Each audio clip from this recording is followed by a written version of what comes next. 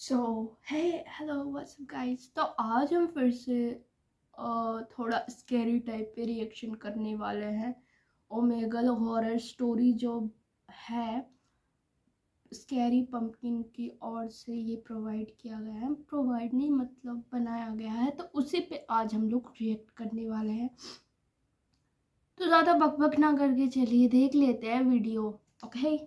मैं मुझे horror video से थोड़ा डर लगता है और मैं अकेले में कभी नहीं देखती, चाहे वो कार्टून टाइप हो, चाहे वो ऐसे real based like human types हो, या फिर कार्टून्स। मुझे थोड़ा डर लगता है। ज़्यादा ही बोल दिया, चलिए देख लेते हैं। Scary pumpkin।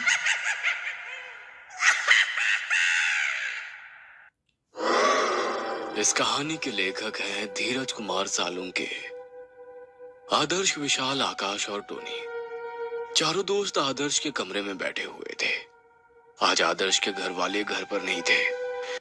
इनके वॉइस से तो मुझे डर लगने लग गया है। पता नहीं आगे का वीडियो मेरी फट ना जाए। वह सीधा दूसरे दिन घर आने वाले थे, इसलिए घर में केवल वो चार लोग ही थे। चलो आज ओमेगल पर अजनबी लड़कियों से बातें करते हैं। ये ओमेगल क्या होता है? ये एक प्लेटफॉर्म है जहां हम दुनिया के किसी भी अजनबियों से चैट और वीडियो कॉल पर बात कर सकते हैं। और मजे की बात तो ये है कि इस पर बहुत सारी खूबसूरत लड़कियां लड़कों से फ्लर्ट करती हैं। क्या सच खूबसूरत लड़कियां लड़कों से फ्लर्ट नहीं करती, लड़के खूबसूरत लड़कियों से फ्लर्ट करते हैं। में लड़कियों से फ्लर्ट कर सकते हैं? हाँ भाई, तेरा भाई हमेशा करता है। हाँ, मैंने भी ओमेगल के बारे में सुना है। हमारे घर में जो बड़े भैया रेंट पर रहते हैं, उन्होंने मुझे बताया था कि सोशल मीडिया और डेटिंग ऐप से दूर ही रहा करो, क्योंकि अक्सर हमारे उम्र के लड़के इन पर अपना वक्त बिताने आते हैं। तब उन्होंने मुझे ओमेगल के बारे में भी बताया था। वो कहते हैं कि ओमेगल पर उनका एक दोस्त गायब हो गया था। क्या? ओमेगल पर गायब हो गया? हाँ, उन्होंने बताया कि उनका दोस्त रईस फैमिली से बिलोंग करता था और हमेशा कंप्यूटर से चिपका रहता था। वो पहले तो ओमेगल पर अजनबी लड़कियों से बातें करता। मुझे तो ये वीडियो देखने में वो डर लग रहा है, सच बताओ तो। क्या पता यहाँ से ऐसे भूत आ जाए और मेरे का खप करके पकड़ के ले जाए। क्या मुझे देखना चाहिए ये वीडियो? मेरी ऐसी फटती है और ऊपर से मैंने स्कैरी वीडियो लगा लिया। वैसा मतलब मरने का किसी को मन हो तो मेरे से सीख लो। लेकिन एक दिन उसे वहां पर एक ब्लैक मैजिक करने वाला आदमी मिला और उसके बाद वो ब्लैक मैजिक सीखने में लग गया। और अचानक एक दिन ओमेगल यूज करते वक्त अपने कमरे में से अचानक से गायब हो गया। घर के सीसीटीवी फुटेज में वो घर से बाहर निकलते दिखाई नहीं। उसका कमरा अंदर से लॉक था और जब घर वालों ने दरवाजा तोड़ा तब उसके कमरे में मरी हुई मुर्गी जिसका सर नहीं था, एक काले रंग की गुड़िया जिस पर पींस चुभाई गई थी, कटा हुआ नींबू वगैरह वगैरह ब्लैक मैजिक करने का सामान पड़ा मिला। और सबसे इम्पोर्टेंट बात ये था, उसके कंप्यूटर पर ओमेगल ऐप चालू था। उसके साथ ना जाने क्या हुआ। पुलिस वालों को अब तक उसका कुछ भी पता नहीं चला। वो बस एक मिस्ट्री है। ये सुनकर सब लोग हैरान रह गए थे। कहीं उससे कंप्यूटर ने तो नहीं निकल लिया होगा ना? मुझे तो लगता है कंप्यूटर ने नहीं, उस तरफ ओमेगल पर उनका दोस्त जिससे बात कर रहा था ना, उसने ही कुछ ना कुछ किया होगा। शायद वो जिस इंसान से बात कर रहा था उसने उसे कंप्यूटर के अंदर खींच लिया होगा। क्यों ना हम भी ऐसा कुछ करके देखें? ऐसे अचानक से जो चीज़ें होती है ना, वो ज़्यादा डरा देती है अक्सर। सॉरी सॉरी सॉरी, वो थोड़ा खांसी है मुझे। किसी ब्लैक मैजिक करने वाले से बातें करें और उससे पूछे क्या ये मुमकिन है कि कंप्यूटर से किसी इंसान को दूसरी जगह लिया जा सकता है? पागल हो गया है क्या? मैं तो इससे दूर ही रहना पसंद करूंगा। मुझे तो लगता है हमें ये करना चाहिए। इस पर आकाश ने भी हाँ कर दी और फिर आदर्श, विशाल, आकाश और टोनी कंप्यूटर के सामने बैठ गए। आदर्श ने अपना कंप्यूटर ऑन करके ओमेगल ओपन किया।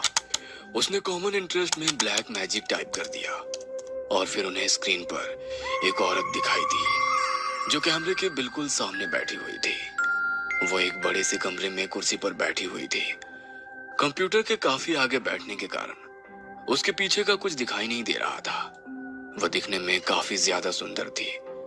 उसने काली साड़ी पहनी थी उसकी आंखें और होठ दोनों काले थे। हाय हैंडसम।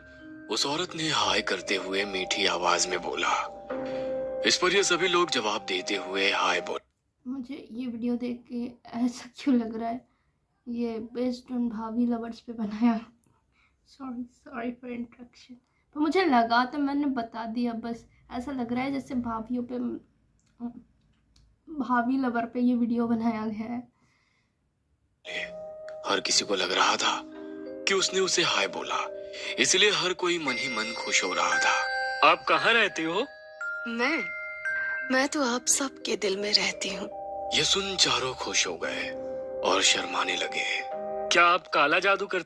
ये मुझे डरावनी से ज्यादा फनी क्यों लग रही है? क्या ही बोलूं मैं कैसे इंसान हूँ यार, याद है। हो? बिल्कुल। फिर तो मैं चाहता हूँ कि आप हम सब पर काला जादू करें, क्योंकि आप जैसे खूबसूरत हसीना के प्यार में मौत भी आ जाए तो क्या गम।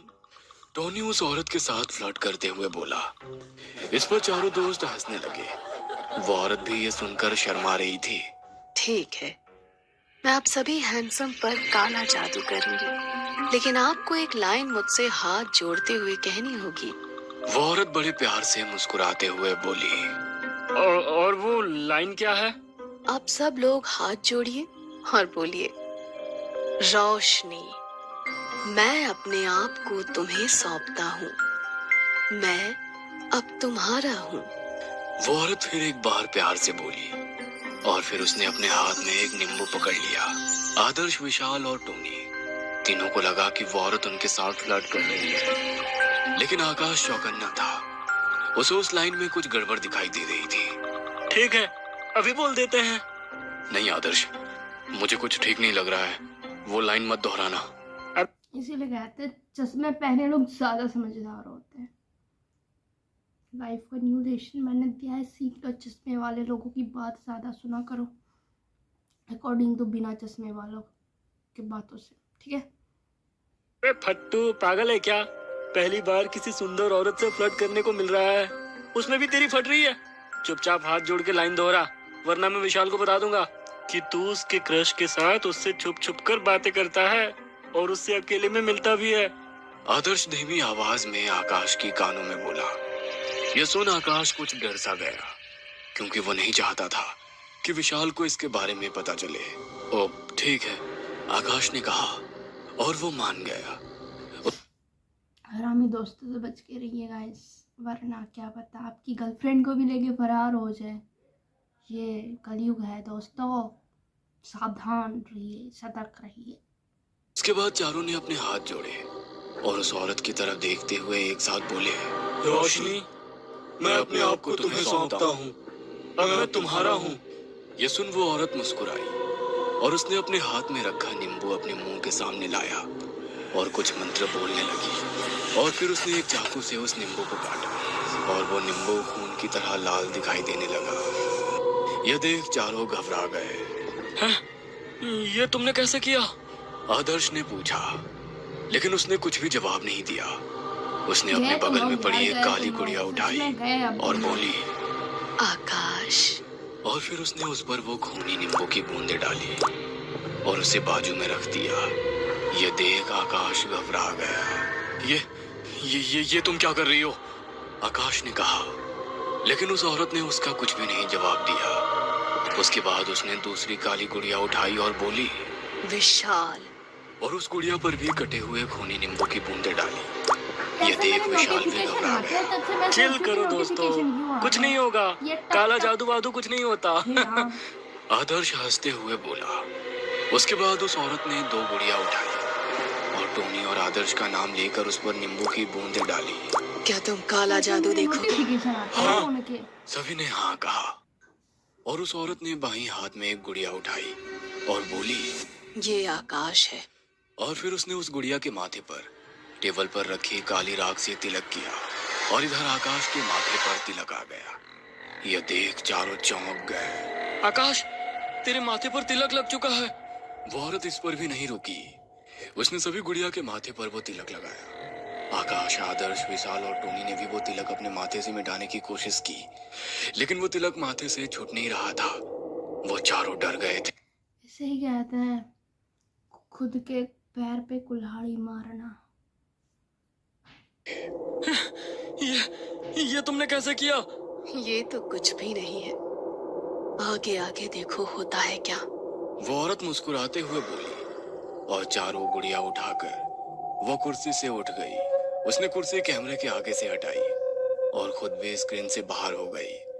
उसके हटते ही उसके पीछे का खौफनाक नजारा दिखाई दिया। उसके पीछे एक कुर्सी पर एक 12-13 साल की उम्र की लड़की की लाश पड़ी हुई थी। वह लाश सड़ चुकी थी और उसके ऊपर का मांस गल चुका था। उसकी हड्डियां दिखाई दे रही थी। उस बचे खुचे सड़े शरीर पर कीड़े रेंग रहे थे। उस कुर्सी के चारों ओर खून का गोला घेरा बन गया था और उस पर दिए जल रहे थे। वो औरत चारों गुड़ियों को लेकर उस कुर्सी के सामने लाश की तरह पीठ करते हुए जमीन पर बैठ गई। उसने गुड़िया जमीन पर रख दी। आदर्श, ये एक तांत्रिक है, तू जल्दी से कंप्यूटर बंद कर।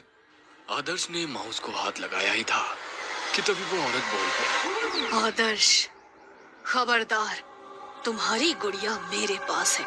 अगर तूने कंप्यूटर बंद करने की कोशिश की तो इधर मैं तुम्हारी गुड़िया की गर्दन चाकू से काट दूंगी और उधर तेरा सच में गला कट जाएगा। उस औरत ने आदर्श के गुड़िया की गर्दन पर चाकू रखते हुए कहा। यह सुनकर आदर्श ने तुरंत अपना हाथ माउस से हटा दिया। वो डर गया था, लेकिन आकाश ने उस माउस को हाथ लगाया और वो बस टैब को क्लोज करने ही वाला था कि तभी उस औरत ने आकाश की गुड़िया उठाकर उस गुड़िया का हाथ चाकू से काट दिया और इधर आकाश का कलाई से आगे की हाथ कटकर जमीन पर गिर गया। आकाश जोर जोर से चीखने चिल्लाने लगा। उसके कटे हाथ से खून निकल रहा था। यह देख सभी इसका चीख इतना वियर्ड क्यों है भाई? ये हंसी आ रही। आ गए। आदर्श, तू अभी के अभी कंप्यूटर का स्विच ऑफ कर दे। लेकिन वो औरत फिर से चिल्लाई। अगर तुमने ये जुर्रत की तो इधर मैं सभी गुड़ियों के गले काट दूंगी और उधर तुम सभी लोग मर जाओगे। नहीं, तुम ऐसा नहीं कर सकती। मैं आप सभी के साथ कुछ भी कर सकती हूँ, क्योंकि तुम लोगों ने अपने आप को मुझे अर्पित कर दिया है। अब आप मेरे बकरे हो। तुम ये सब क्यों कर रही हो? प्लीज हमें छोड़ दो। छोड़ दूंगी, लेकिन तुम सबको मैं जैसा बोलूंगी वैसा करना पड़ेगा। हाँ, करेंगे। तुम बताओ हमें क्या करना होगा। आकाश, तुम्हें अपनी जीभ खुद के ही दांतों से काटकर मुझे सौंपनी होगी, फिर मैं तुम्हें जाने दूंगी। उस औरत ने कहा। यह सुनकर चारों खौफ में आ गए। खुद के दांतों से खुद की जीभ काटना कोई आसान काम नहीं था। नहीं, मैं ये नहीं कर सकता। ठीक है, तुम मर। इसका पूरा हाथ काट चुका है पर फिर भी ये जिंदा है, पहली बात तो। और सब फुब्बारे निकल रहे हैं। एनिमेशन सुधारो। जाओ। उस औरत ने गुस्से से कहा और आकाश की गुड़िया की उसने चाकू से गर्दन काट डाली और इधर आकाश का सर उसके धड़ से कटकर फर्श पर गिर गया। वह खौफनाक नजारा देखकर विशाल, टोनी और आदर्श की चीख निकल गई और वो लोग कुर्सी से उठ गए। भागो, विशाल ने कहा और वो वहां से भागने ही वाला था कि तभी उस औरत ने विशाल की गुड़िया उठाई और उसका पैर मरोड़ दिया और विशाल चीखते हुए फर्श पर गिर गया। आदर्श, ओमेगल वाला आदर्श। ओ भाई साहब, अब समझ आया मुझे। ये उस आदर्श की उसी की बात हो रही है। आदर्श और टोनी दोनों विशाल की तरफ देख रहे थे। चुपचाप कुर्सी पर बैठ जाओ, उस औरत ने कहा। वैसे आदर्श और टोनी घबराते हुए कुर्सी पर बैठ गए। विशाल फर्श पर दर्द के मारे कराहते हुए पड़ा हुआ था। उसका पैर तखने से उल्टा हो गया था। वह नजारा काफी खौफनाक था, लेकिन सर कटे आकाश के धड़ से कम खौफनाक। विशाल, तुम्हें अपना पैर टखने के ऊपर से काटना होगा, उस औरत ने कहा। यह सुन विशाल के रोंगटे खड़े हो गए। क्या? नहीं नहीं, वो कराहते हुए बोला। शायद तुमने अभी अभी देखा है कि नहीं का नतीजा मौत है। वो औरत खौफनाक आवाज में बोली। विशाल, टोनी और आदर्श आदर्श के साथ आगे क्या होगा? कौन है वो औरत? और वो मरी हुई बच्ची कौन है? और वो औरत क्या कर रही है? इन सभी सवालों के जवाब जानने के लिए इस कहानी का अगला पार्ट देखना मत भूलना। आई थिंक ये फर्स्ट पार्ट है, इसका सेकंड पार्ट भी होगा, उसमें हमें पता चलेगा कि आदर्श और टॉनिन के साथ क्या होने वाला है। तो आगे के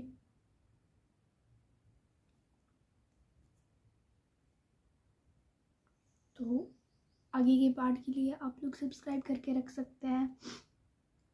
अगले पार्ट पे भी मैं रिएक्शन दूंगी अगर जिंदा रही। आज अगर अब मेरे को ऐसे फोन के बाहर से ऐसा भूत आके रहेगा तो फिर नेक्स्ट वीडियो आने से रहा। Bye, subscribe and like, bye bye.